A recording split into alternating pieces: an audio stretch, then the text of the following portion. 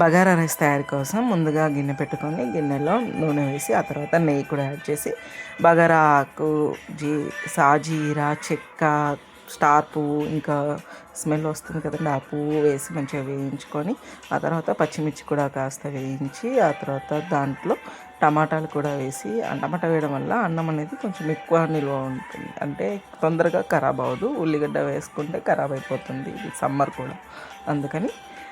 తర్వాత పుదీనా స్మెల్ గురించి వేసి మంచిగా అవి ఫ్రై చేసుకొని ఆ తర్వాత అల్లం వెల్లుల్లి పేస్ట్ కూడా వేసి అది మంచిగా కలుపుకోవాలి.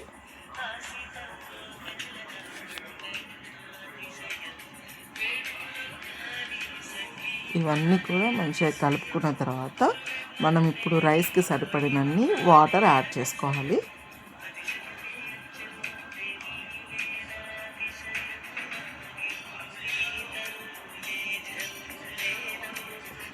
ఇప్పుడు సాల్ట్ తగినంత వేసుకోవాలి.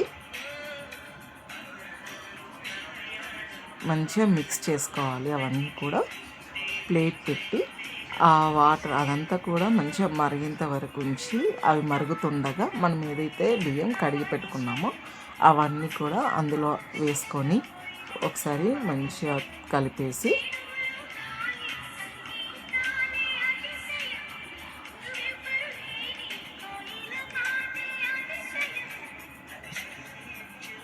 నెయ్యి కాస్త నెయ్యి కూడా యాడ్ చేసుకుంటే మంచి ఫ్లేవర్ వస్తుందండి.